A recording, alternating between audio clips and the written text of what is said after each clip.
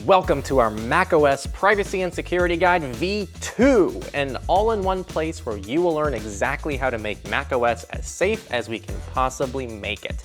If you have to use macOS for whatever reason, be it creative work, school, or just because you enjoy it, this is the place to be. And we'll have guides for every major operating system linked in a description that'll be released shortly. So yes, Linux will be there soon.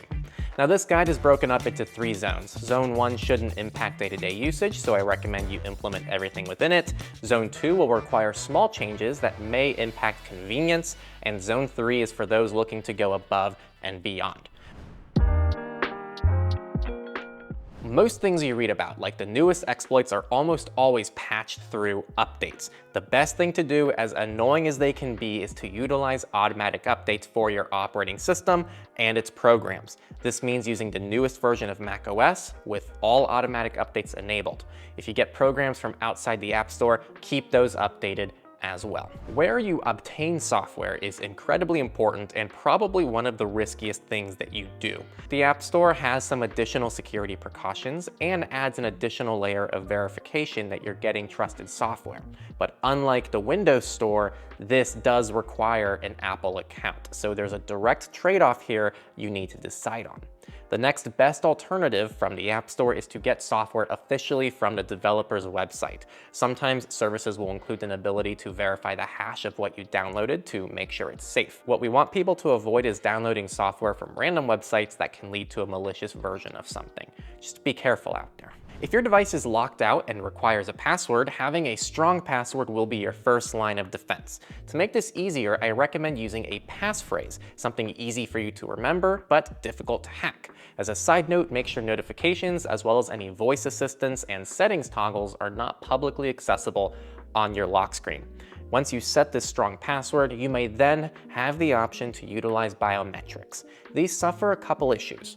One, they might be easier to crack depending on your configuration, and they fall under different legal jurisdictions in some countries, meaning that you can be forced to unlock your device if it's utilizing biometrics. But on the flip side, biometrics are convenient and they may be better than a weak password. And finally, they offer some protection in public from shoulder surfing attacks where people or cameras can observe you type your password. You should assess these pros and cons and ensure you have a secure method of logging into your system. Passwords used on websites are also super important. If you use the same or similar password for all your services, one breach can easily lead to the others being breached since they have the same credentials. Make sure, at least in Zone 1, that you're using unique, strong passwords. I'll leave a source on what that means and different methods of doing it. Zone 2 will go further into techniques to achieve this better, but yes, keeping your account secure can help keep your operating system secure. By default, if you have a Mac with Apple Silicon or an Apple T2 security chip, your data is encrypted automatically by default. However, FileVault provides an extra layer of security by keeping someone from decrypting or getting access to your data without entering your login password. For this reason, we're huge proponents of enabling FileVault on your machines. Just make sure to store your encryption key in a safe place and that you're consistently backing up data from your machine. Additionally, there's Vericrypt, an open source encryption tool that can let you create encrypted containers to store specific files in situations where your computer is already unlocked. We have an in-depth guide covering how to use Vericrypt to make it easy to understand for anyone. Antiviruses are tricky as they have the potential to improve security with often a detrimental impact to your privacy. The first thing everyone should do is just stop using free antiviruses from a commercial company with no clear business model. Just don't. Up next, we recommend you really actually don't do anything, since macOS has its own anti-malware that's built in that's extremely effective, and the operating system itself has a very sound security model where most things are taken care of for you. We'll cover advanced tips to maximize this in Zone 3, but for most people, you do not need a dedicated antivirus tool. We just made a video recently that dives into this a bit more for a deep dive on antiviruses.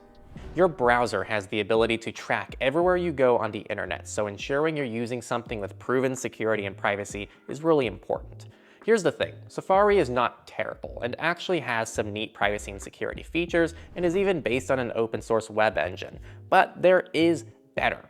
We almost always recommend more robust browsers like Firefox, Mullvad, Brave, Tor, or anything else in our resources. We'll talk more about these browsers and your different options down the road. But for now, we recommend just trying to avoid Chrome for privacy's sake. That's a pretty good first step, and even Safari accomplishes that goal.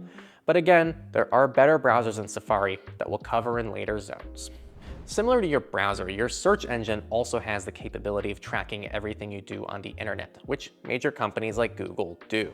The three main recommendations we have are Brave Search, DuckDuckGo, and Startpage. So see if you can implement one of those within your browsers or use something else with privacy and open source in mind, like searching. Again, our website's resources include search engines for you to try out.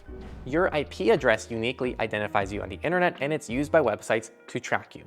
A simple way to prevent this is by utilizing a trusted VPN provider to handle your traffic. This is not a required step, but many people in our community see benefit in using a trusted VPN provider. As for what's trusted, we host open source VPN tools on our website, and our 4 top recommendations for privacy are Mullvad, iVPN, ProtonVPN, and Windscribe. All are open source and implement some of the best transparency in the industry.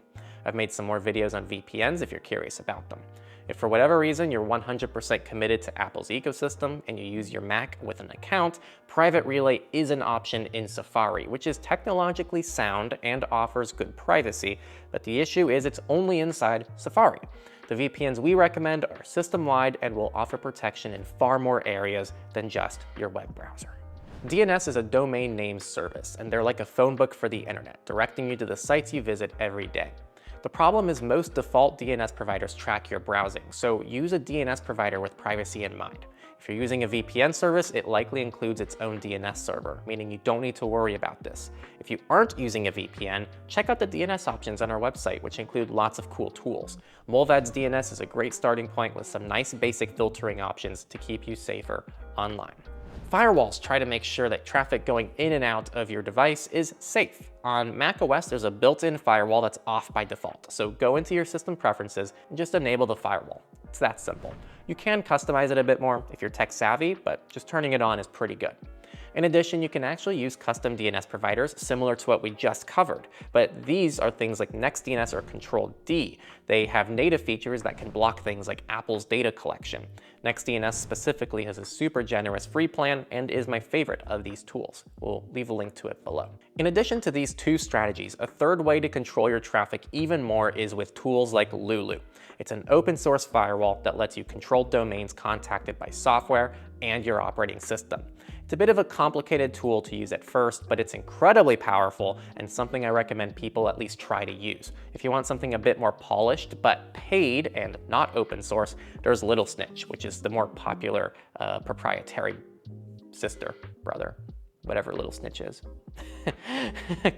This is broad, but less is almost always more when it comes to security and privacy. So each additional program and setting you utilize increases attack surface and the possibility of abuse with your personal information. If you're a person with a never-ending list of programs that you mostly never use, you should probably just go ahead and uninstall them. In terms of uninstalling, Pair Cleaner is an open source app to make this more effective as it uninstalls program remnants.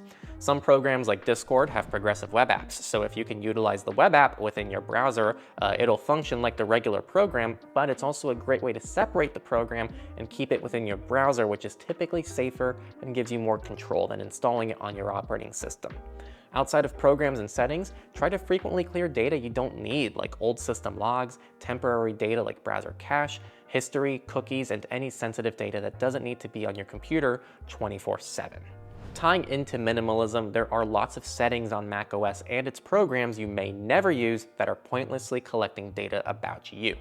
The general rule of thumb is if you're not using it, turn it off. This may include things like Siri, some iCloud features, disabling the remote options in the sharing menu, limiting what Spotlight can access, especially Spotlight Suggestions, which sends all your queries to Apple, Apple's Analytics, Apple Intelligence, and dozens of other settings and features I recommend disabling. We'll leave a source below with different settings to disable for extra privacy. And as a little detail, no big deal, I contributed those myself in the GitHub repo, which I'm really proud of. So I hope you enjoy it, and if it's not helpful, then make a PR to make it better.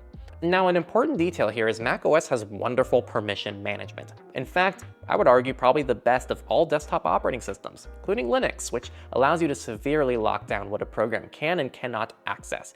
Check these permissions carefully and be sure to consistently check to make sure programs only have what they need. Now, with Zone 1 out of the way, you're already much safer than the average person. But let's take it a step further and talk about Zone 2. FOSS stands for free and open source. This means the software's code is publicly accessible to the community. It also ensures you can verify the security and privacy behind the software. So in general, I'd advise moving from proprietary to FOSS programs as much as possible. Yes, we know, Henry, macOS is proprietary, we know, but improvements are still improvements. Nothing is black and white in this game. VPNs we covered earlier are all open source, Signal the Messenger is open source, Firefox and Brave are open source. Just go through your list of programs and type each of them into alternative2.net with the open source filter and see if there's something you can switch to. FOSS will typically respect you better, and don't let gatekeepers convince you that just because you're on macOS, you're a lost cause and that these improvements don't matter, because they really do matter when you start to rack them up. Communication is super important. With email, it's recommended to keep email in your browser to add an additional safety layer between an email and your operating system. In regards to what email provider to use, Proton and Tuda are both open source and great starting points. We'll have links to both providers below. For direct messaging, I recommend something with end-to-end encryption like Signal or another messenger listed on our site's resources page. But if you're stuck using something like Facebook Messenger, at least try to enable end-to-end encryption where you can and try to keep the program off of your computer as well, keeping it inside your browser. Same thing goes for things like Telegram and other less than ideal services that can be used in your browser, not on your operating system. While it's not directly related to macOS, we think having a cleaner online footprint is always beneficial for your privacy and security. So make sure you're using multi-factor authentication on your accounts for Mac security. Anti-auth and YubiKeys are both compatible on macOS if you need them on your system. Opt out of data collection whenever possible. Use tools like uBlock Origin in your browser, or AdGuard if Safari, and minimize or delete invasive accounts like Facebook, TikTok, and others. The less accounts you have online, the better. And for the accounts you have, we recommend using as little data as possible. And when that data is required, we recommend aliasing tools like Simple Login for email, MySudo for numbers, and Privacy.com for card numbers. We list all our recommended aliasing services on our website's resources. On this note, it's a good time to remind you that you don't need an Apple account to have most of the functionality on your Mac. Reducing or outright removing your dependence on your Apple account can enable you to be freer with where you store your data, as Apple implements lots of lock-in strategies, and assuming you're migrating to more trusted services in its place, your privacy and security can actually greatly benefit. And that's actually where things get complicated now. Because since our last video, Apple released Advanced Data Protection, which introduces end-to-end encryption for a majority of the iCloud suite. This means that users who enable ADP, which we do recommend, get a fairly secure yet very convenient security boost with tools like Find My that can actually be very important for security. But this is all at the cost of going further into the Apple ecosystem, which introduces a tough choice for users who may struggle to find that equally capable, if not better, encrypted alternative outside the Apple ecosystem. It's a really tough spot to be in right now. So we made a good, better, and best ranking, which is as follows. Good. The good is you can just go all in on iCloud with ADP enabled and be sure to use separate end-to-end encrypted services in the 3 areas Apple doesn't cover, which are contacts, calendar, and email. If you find 3 encrypted alternatives in those 3 places, you fundamentally get end-to-end encryption for everything. What's better is to use iCloud more selectively for areas you can't find better alternatives for. Perhaps you only use iCloud Drive, but you're able to find encrypted alternatives to everything else. So that way, not as much is locked into the Apple ecosystem, and you still find good alternatives elsewhere with end-to-end encryption. Best case scenario, you successfully find trusted end-to-end encrypted alternatives to each part of this new iCloud ADP suite, ensuring you have end-to-end encryption wherever possible without the need for that Apple account. Not everyone has the same requirements, so it's kind of hard for us to make a call on behalf of you, but we hope that that information in combination with the services on our site's resources can help you figure out what's possible in your life. Again, this is all based on the assumption that you enable ADP. Otherwise, we wouldn't really recommend iCloud at all.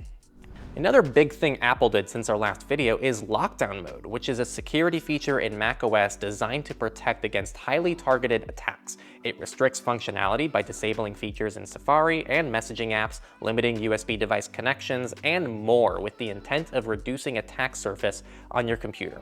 We generally recommend most people in Zone 2 to enable lockdown mode to fully benefit from all of Apple's native security protection. We've made a dedicated video on lockdown mode that explains all its changes and how it works. Outside using strong and unique passwords, which we covered in Zone 1, where and how they're stored can be incredibly important as well.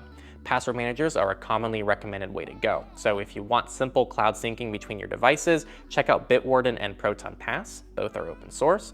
If you want a more DIY password manager, there's KeePass, which is also open source and gives you more control over things. More specifically, Strongbox is our recommended macOS client for KeePass users, and we just made a top 4 best password managers video that I'll leave here as well if you want to see all our best choices. Part 2 of browsers is to take things to the next level. I'd recommend sticking to strictly open source browsers like Tor, Firefox, Brave, and Mullvad, and properly hardening each browser for the absolute best safety. We cover Firefox hardening in a dedicated video, and I've covered how I use multiple browsers in another video that should give you a lot more ideas on how to choose and utilize multiple browsers for different use cases. Radios apply to anything that gives off a signal on your computer. This means predominantly Wi-Fi, Bluetooth, and GPS. We'll cover the more extreme solutions in Zone 3, but for Zone 2, just try disabling Bluetooth and location when they're not being used. Bluetooth, for one, can be an insecure protocol and has some privacy concerns. The general rule of thumb for radios is if it doesn't need to be on, just turn it off. The last radio you should be aware of is Wi-Fi. Your device broadcasts a unique ID called a MAC address, not to be confused with a Mac. This is its own thing that all computers have. But this unique address can be used to track you between Wi-Fi networks. So try to randomize your MAC address, which is now an option in macOS. Just make sure it's on and be sure to utilize it. Macs offer multiple user accounts. You can use these to compartmentalize or separate different aspects of your life. Maybe you have a business account, a school account, dating account, and then your personal account. The options are limitless. The goal here is to separate aspects of your life that don't need to be intermixed for both privacy and security benefits. Additionally, for those who want to go above and beyond, you can have an administrator account and then a standard user account and stick to only using the standard user account for your daily usage as a nice security perk. This prevents rogue applications, malware, or anything else from utilizing that admin access to damage your system. Some extra tips in regards to hardware security. Make sure you enabled File Vault as shared in Zone 1. That's a good starting point. Consider locking your desktop or laptop to a desk or wall if this is an option, and while we do believe in device longevity and making things last as long as possible, it seems pretty evident that Apple's new silicon chips are a noticeable upgrade for security over prior Intel chips, so we do recommend people try to migrate to Apple Silicon whenever possible. Additionally, consider covering your cameras to prevent the theoretical camera hack where someone spies on you through your camera. Cover them up if you never use your cameras or are on a MacBook, or that's not something we recommend for Apple reasons. Just use tape. A nice thing with desktops is they normally don't have a webcam like laptops do, so you can instead rely on an external webcam with a great amount of peace of mind once it's unplugged. Finally, consider utilizing a privacy screen protector. These make it so it's difficult to view your device's screen from side angles, protecting your personal information from snoops and shoulder attacks. The main downside is they can affect the display quality just slightly, but that's just a minor drawback. I'll leave a link in the description with some screen protectors for you to take a look at. This is it, everybody. Zone 3, you made it to the end. And like I said earlier, this is for the extreme users looking for the utmost security and privacy on their devices. Hardening is when you're going to improve the security and privacy of macOS through several advanced configuration changes. Even if you turn off all the settings and you've done everything else in this guide, you've done a great job, but Apple still can collect some data about your system, and this can be improved upon. A disclaimer on hardening is that there is no universally agreed upon best way to harden, so it goes without saying that these tools should be used with caution and only after extensive research for each individual. The efficacy of them is also not fully understood across all users. First, Objective-C is such an easy to recommend, safe way to harden macOS devices. They're actually the developers behind Lulu that we mentioned earlier in the video, but they develop many other privacy and security tools that are designed to do things like prevent ransomware, alert you about mic and camera activations, check for persistently installed software, malware execution patterns, evil mail attacks, and more. They have so much stuff. And did I mention everything they do is open source? Because it is.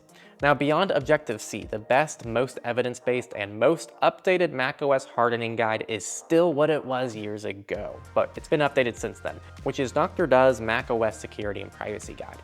This covers every little detail about macOS and the countless more sophisticated ways to improve security beyond what we've covered in this video guide. It goes without saying you should proceed with caution, though they are very good about detailing pros and cons and any issues that may come up. Link is below for you to dive into that hardening guide. Finally, just to give you some extra tips, there are still those pesky cameras and mics, and if you really don't trust them, you can consider removing them. Depending on your laptop model, this can be simple or advanced. You can also snip the microphone and stick to only using the microphone on your earbuds, but keep in mind that you will surely piss off Apple Genius people. They will avoid your warranty. There are also tools like Buzzkill that can provide a dead man switch for your device to trigger a shutdown if the computer is removed without your permission. It's a really nifty tool that we just did a review on.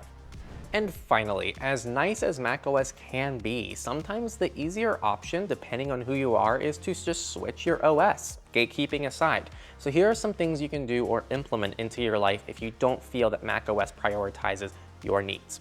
First, virtual machines. We've covered using virtual machines for improving privacy and security in Go Incognito, our course, and it stands true for this video as well. You can use Linux as a guest OS on your computer. UTM and Parallels are both fantastic VM solutions that offer almost native-like performance. I actually love these a lot. They're my favorite VM softwares on any operating system.